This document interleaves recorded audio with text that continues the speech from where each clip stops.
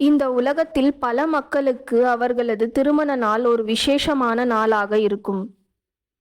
மனிதர்களின் திருமண நாள் கொண்டாட்டம் ஒரு விழா மட்டும்தான். ஆனால் கடவுள்களின் திருமண நாள் கொண்டாடப்படுவது மனிதர்கள் கடவுள்களிடமிருந்து ஆசிர்வாதத்தை பெறுவதற்கு ஆகும்.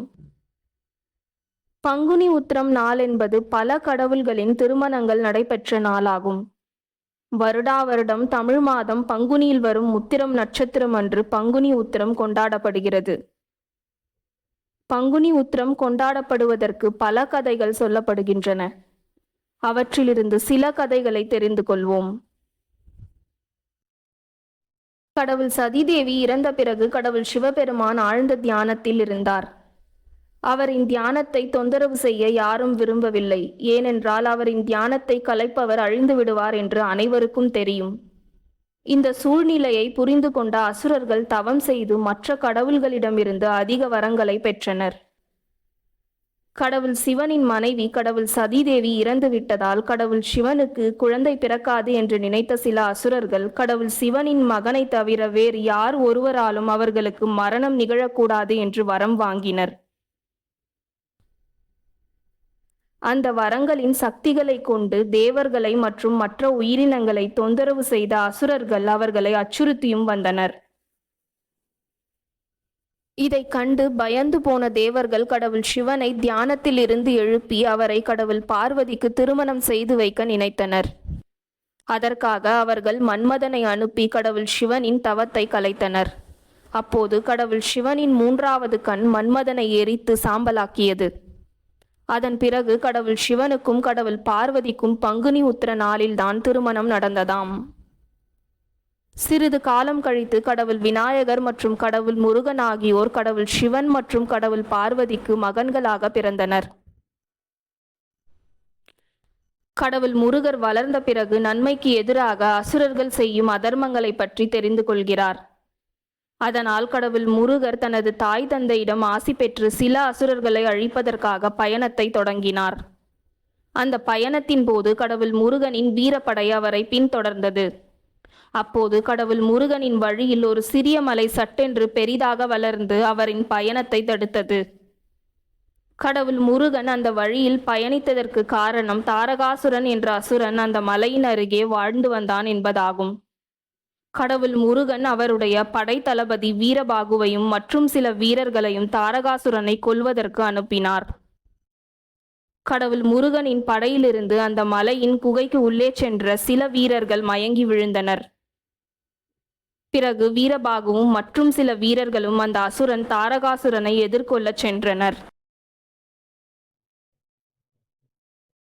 அந்த சமயம் முனிவர் நாரதர் கடவுள் முருகரை தடுத்த அந்த மலை பற்றிய கதையை கடவுள் முருகரிடம் சொல்கிறார்.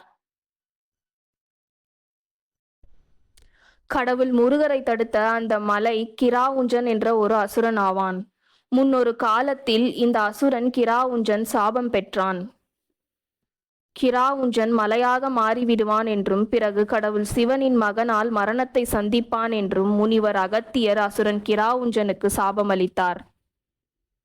இதற்கு காரணம் ஒரு முறை முனிவர் அகத்தியர் பயணம் செய்து கொண்டிருக்கும் போது அசுரன் கிராவுஞ்சன் மலையாக உருமாறி முனிவர் அகத்தியரின் பயணத்தை தடுத்தான் மற்றும் அவரை கேலியும் செய்தான் என்பதாகும்.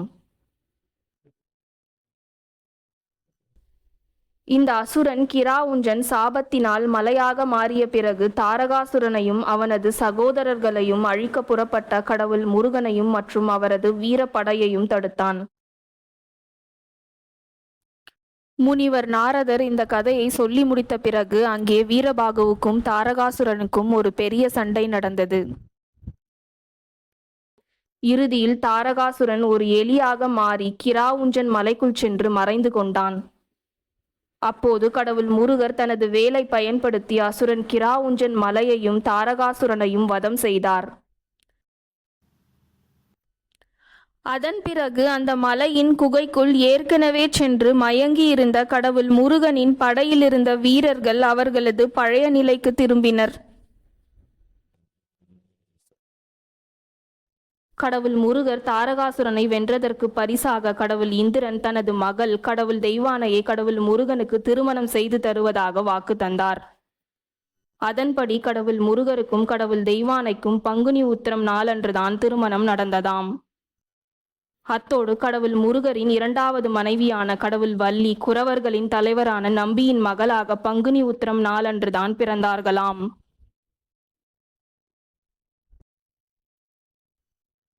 அடுத்த கதையின்படி கடவுள் மகாவிஷ்ணுவிடமிருந்து தேவர்கள் ஆலோசனையை பெற்ற பிறகு தேவர்களும் அசுரர்களும் அமிர்தத்தை பெறுவதற்காக பார்க்கடலை கடைய தொடங்கினர்.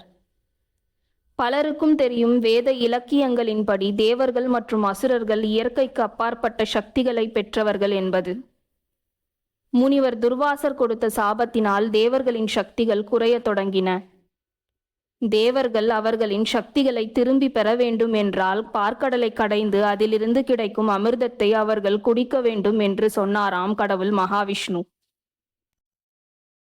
பார்க்கடலை கடைவது ஒரு பெரிய வேலையாக இருந்ததாம். தேவர்கள் மற்றும் அசுரர்கள் வாசுகி பாம்பை கயிறாக பயன்படுத்தி கடலை கடைந்தனர். பார்க்கடலை கடைந்தபோது வலி தாங்க முடியாமல் வாசுகி பாம்பு அதன் விஷத்தை பார்க்கடலில் கக்கியது. அப்போது கடவுள் சிவபெருமான் அந்த கடலில் கலந்து இருந்த மொத்த விஷத்தையும் குடித்து அனைத்து உயிரினங்களையும் காப்பாற்றினார். ஆனால் பார்க்கடலை கடைந்த பிறகு மூலிகைகள், அதிசய உயிரினங்கள் மற்றும் மதிப்புமிக்க பொருட்கள் போன்ற பல பொருட்கள் கிடைத்தன.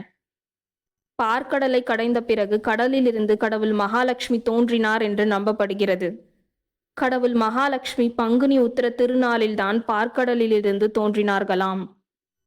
அதனால் பங்குனி உத்திரம் நாள் மகாலட்சுமி ஜெயந்தியாக கொண்டாடப்படுகிறது. இவற்றை தவிர பல நல்ல நிகழ்வுகளும் இந்த பங்குனி உத்திரம் நாளன்று நடந்து இருக்கிறதாம். கடவுள் ராமர் கடவுள் சீதையை மணந்தது இந்த பங்குனி உத்திரம் நாளில்தான். இந்த பங்குனி உத்திர நாளில்தான் கடவுள் ராமரின் சகோதரர்களின் திருமணங்களும் நடைபெற்றன. கடவுள் இந்திரன் கடவுள் இந்திராணியை மணந்தது இந்த பங்குனி உத்திரம் நாளில்தான். அனைத்து மாதங்களிலும் உத்திரம் நட்சத்திரம் வருகிறது. ஆனால் பங்குனி உத்திரம் சிறப்பாக கருதப்படுகிறது. ஏனென்றால் வருடா வருடம் பங்குனி உத்திரம் நாள் பௌர்ணமி திதியுடன் சேர்ந்துதான் வரும். பல மக்கள் தங்களுக்கு நல்ல வாழ்க்கை துணை அமைய வேண்டும் என்று பங்குனி உத்திரம் நாளன்று கடவுளை வேண்டிக் கொள்கின்றனர். இந்த பங்குனி உத்திரம் நாளன்று திருமணம் தவிர மற்ற விஷயங்களுக்காகவும் கடவுளிடம் பக்தர்கள் வேண்டிக் கொள்கின்றனர். தமிழ்நாட்டில் முருகர் கோவில் மற்றும் சிவன் கோவில் போன்ற பல கோவில்களில் இந்த பங்குனி உத்திர நாளில் பூஜைகள் செய்யப்படுகின்றன. பங்குனி உத்திரம் நாள் போன்ற விசேஷ நாளில் கடவுளை வழிபடுவது உத்தமம்தானே.